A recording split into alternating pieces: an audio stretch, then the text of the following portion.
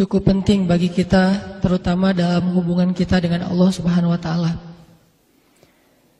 Bahwa salah satu rahasia kedekatan kita kepada Allah Subhanahu wa taala itu adalah ketika kita bisa merasa fakir di hadapan Allah,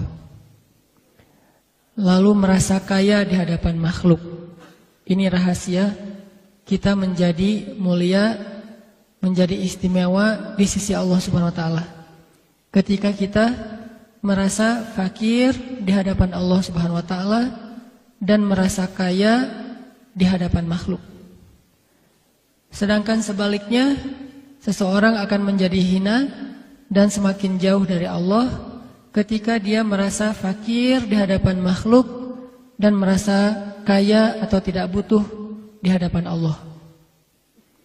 Makanya untuk dua istilah ini, dua statement ini, ada dua ayat yang kalau kita renungkan dia seperti saling mengutuhkan. Ayat tentang anjuran untuk merasa fakir di hadapan Allah dan ayat tentang larangan merasa kaya di hadapan Allah. Yang pertama adalah firman Allah yang nanti jamaah sekalian bisa mengulang dan membaca kembali di rumah kalau mau dicatat. Firman Allah di dalam surat Fatir ayat 15. Surat Fatir itu ada di urutan surat ke-35 di Al-Quran dan urutan ayatnya ayat ke-15. Di situ Allah Subhanahu wa taala berfirman, A'udzu billahi minasy syaithanir rajim. Bismillahirrahmanirrahim. Ya ayyuhan nas, ya ayyuhan nas antumul fuqara'u ila Allah, wallahu huwal ghaniyyul hamid. Wahai manusia, kalian adalah hamba-hamba yang fakir di hadapan Allah. Sedangkan Allah dialah yang maha kaya lagi maha terpuji. Antum fuqara'u ilallah. Kalian itu harusnya merasa fakir di hadapan Allah. Kalimat di dalam ayat ini adalah sebuah anjuran dari Allah supaya kita belajar merasa fakir di hadapan Allah. Sebaliknya, di dalam surat Al-Isra, surat ke-96, Allah Subhanahu wa taala surat Al-Alaq maksudnya di surat 96 ayat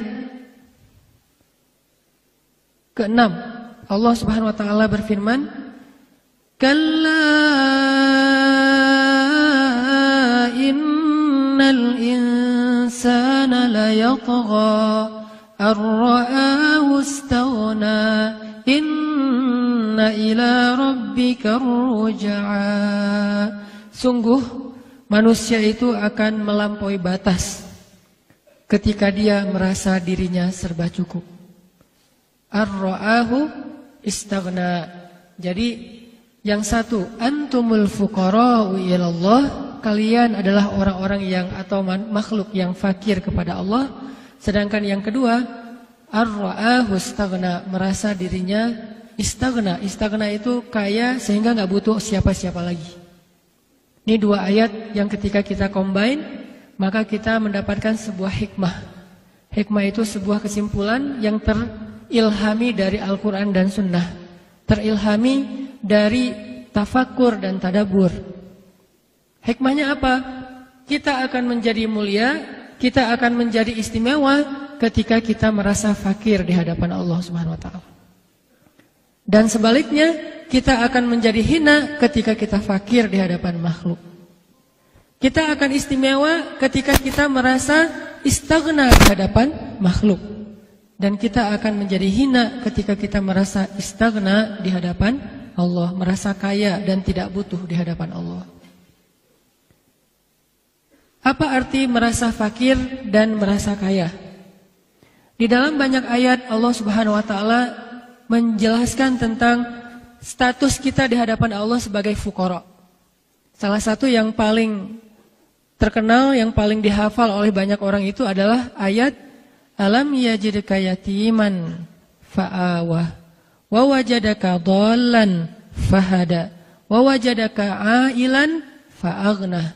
Bukankah kami dapati kamu dalam keadaan sendiri, yatim, gak punya siapa-siapa, Allah beri kamu keluarga? Bukankah kami dapati kamu dalam keadaan tersesat di tengah padang pasir? Kalau kita maknai ini kepada kita, tersesat dalam makna yang sebenarnya. Kalau kepada Rasulullah, tersesat dalam makna kiasan, karena Rasulullah pernah tersesat di suatu tempat, tidak tahu jalan kembali ke kota Makkah, maka Allah memberi kamu petunjuk. Tapi sesat dalam konteks kita, ya mungkin bukan hanya tersesat di jalan, tapi dalam pemikiran, dalam perasaan, dalam keyakinan, sesat ideologis kalau kita. Dan ketika dalam keadaan bingung seperti itu, mana yang halal, mana yang haram, mana yang baik, mana yang tidak baik, fahada, Allah yang memberi petunjuk.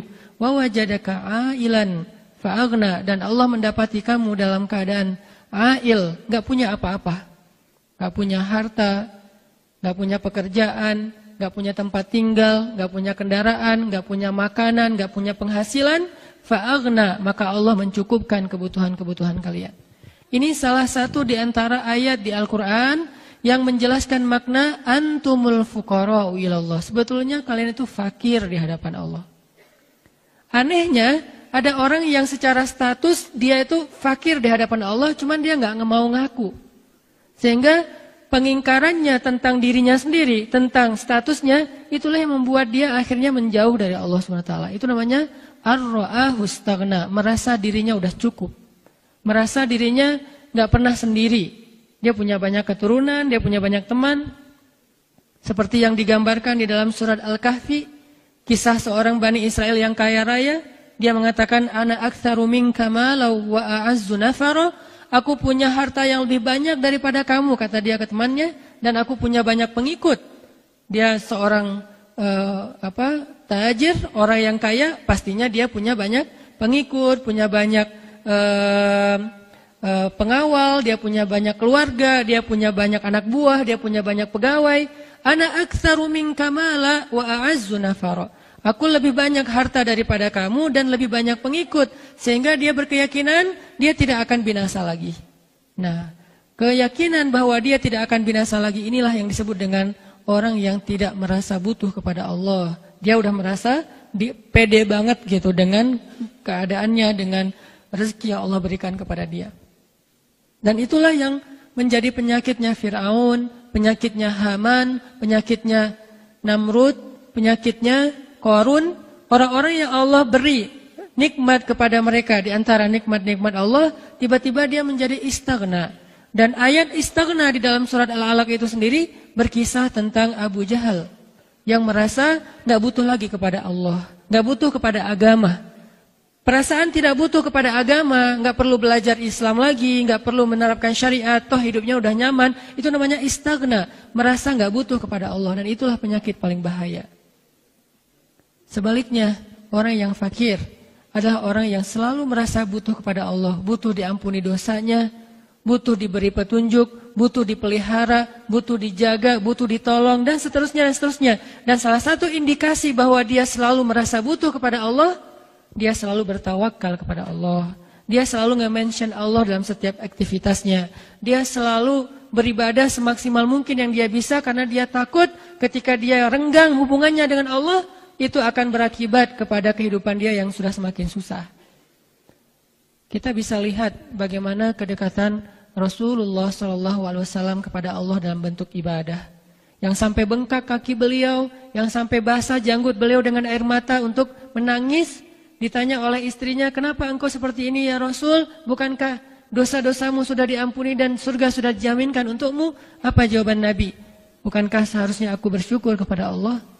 Artinya tidak pernah merasa cukup untuk terus berdekatan dengan Allah Subhanahu wa taala, berharap kepada Allah Subhanahu wa taala. Itu arti fakir. Dan orang yang makin fakir, orang yang makin merasa fakir kepada Allah, makin tinggi derajatnya. Makin dia merasa fakir, makin Allah angkat derajatnya. Sebaliknya, makin dia merasa tinggi, merasa nggak butuh pada Allah, makin Allah jatuhkan derajatnya. Ada sebuah hadis yang bisa dibilang kayak tafsir dari ayat Ya ayuhan nas antumul fuqara'u ilallah. Jadi Al-Quran itu kan bisa difahami dengan tafsir Al-Quran dengan Al-Quran, ayat ditafsirkan dengan ayat. Contoh tadi, surat Fatir ditafsirkan dengan surat Ad-Duha. Atau sebutlah surat Al-Fatihah ditafsirkan dengan surat Al-Baqarah. Di Al-Fatihah Allah berfirman, Ihdinas siratal mustaqim. Ya Allah, tunjukkan kepada kami mana jalan yang lurus. Lalu Allah jawab di awal surat Al-Baqarah, hanya berselang beberapa ayat saja dari ayat yang tadi. Allah jawab, Dzalik, itu. Bukankah kita minta ditunjuk? Ya Allah, tunjukkan kami mana jalan yang lurus. Kata Allah, Dzalik, Dzalikal kitab, la raiba fih, hudal lil muttaqin.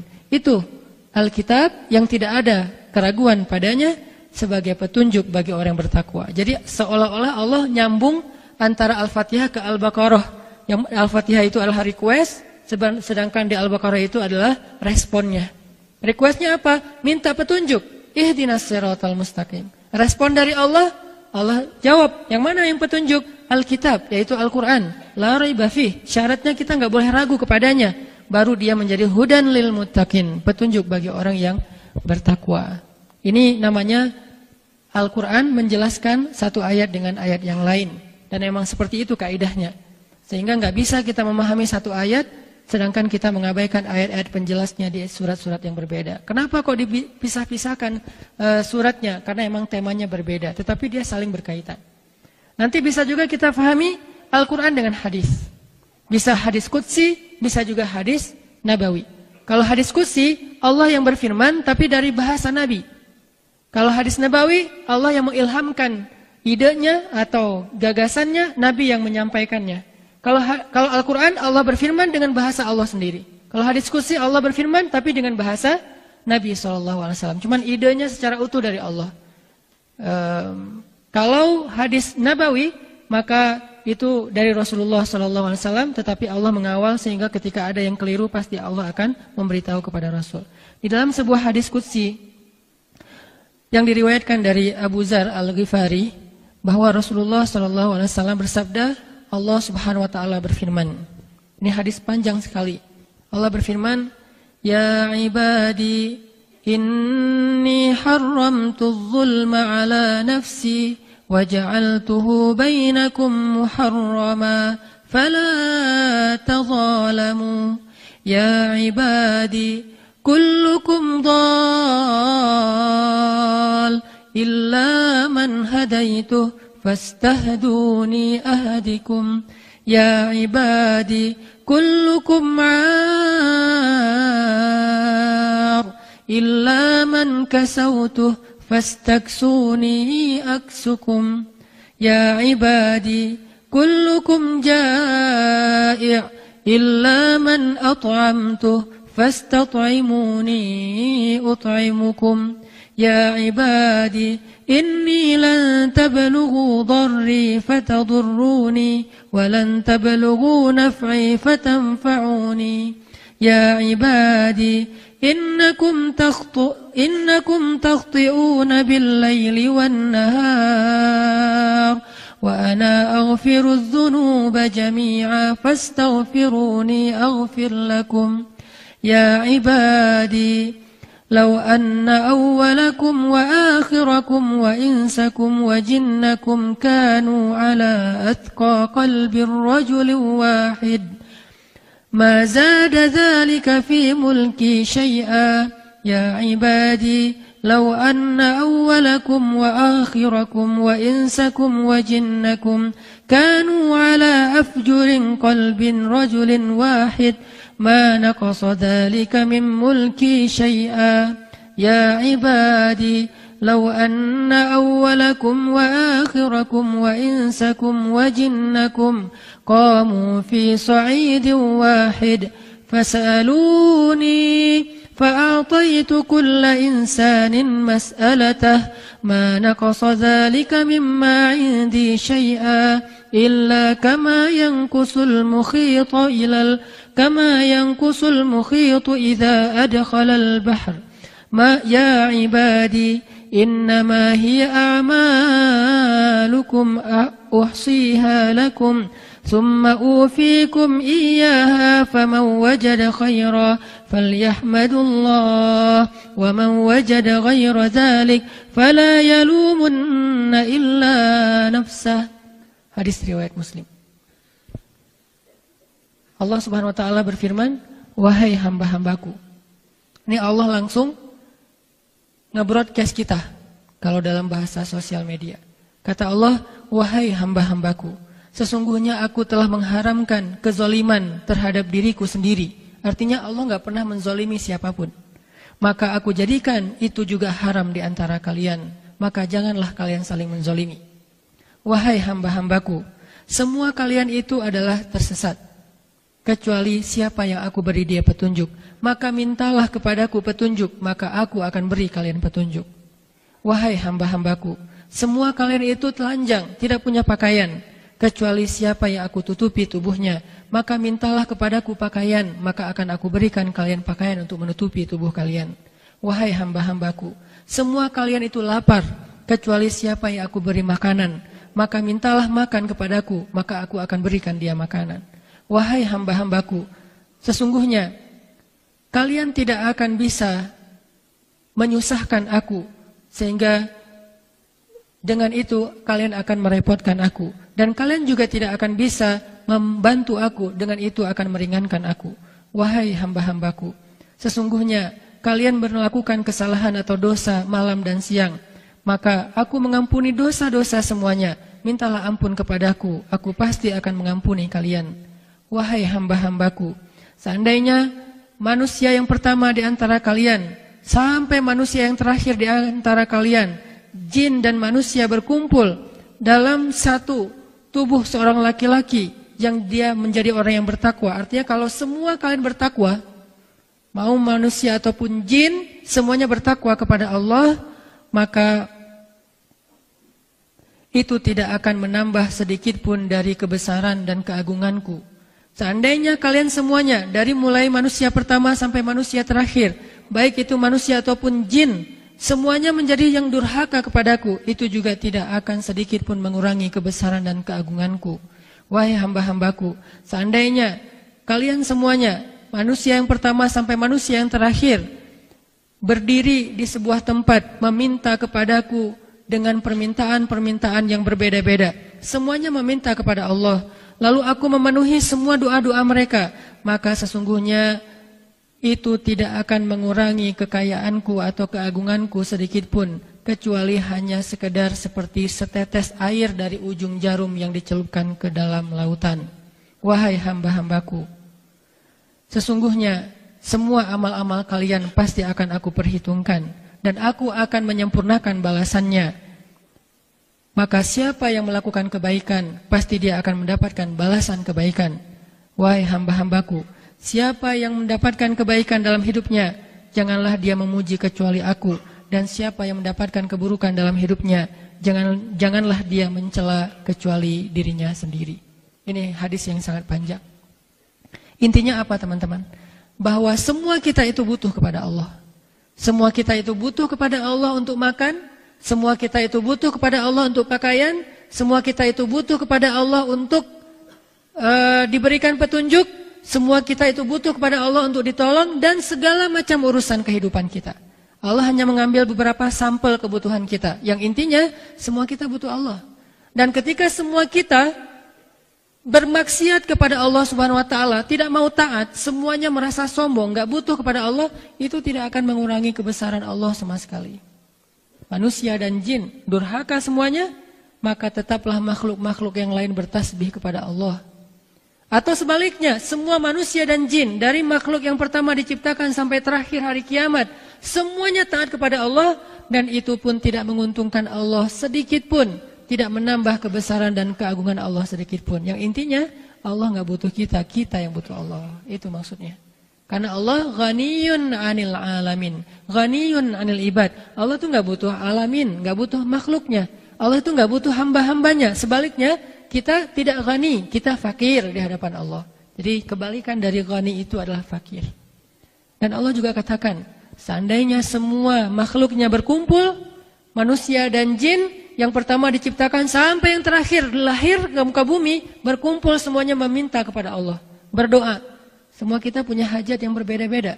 Di satu malam semua kita berdoa, ya Allah saya minta rezeki, ya Allah saya minta usia yang berkah, ya Allah saya minta keluarga, jodoh, pasangan, ya Allah saya minta pekerjaan, ya Allah saya minta disembuhkan, ya Allah saya minta ini dan itu. Semuanya berdoa kepada Allah serentak, maka Allah mengabulkan doa-doa kita semuanya tanpa mengurangi kekayaan Allah sedikit pun, kecuali hanya seperti satu tetes air dari ujung jarum yang baru dicelupkan ke dalam laut. Cuman segitu doang, kurang dari kebesaran Allah. Padahal yang meminta semua hambanya, dari Nabi Adam sampai manusia terakhir, dari iblis sampai jin yang terakhir. Ini menunjukkan Allah emang gak butuh kita, kita yang butuh Allah SWT. Ini salah satu di antara hadis yang diriwayatkan oleh Imam Muslim dengan derajat sahih tentang makna ya ayuhan nas antumul fuqara'u ilallah. Wahai manusia, kalian semua itu fakir di hadapan Allah.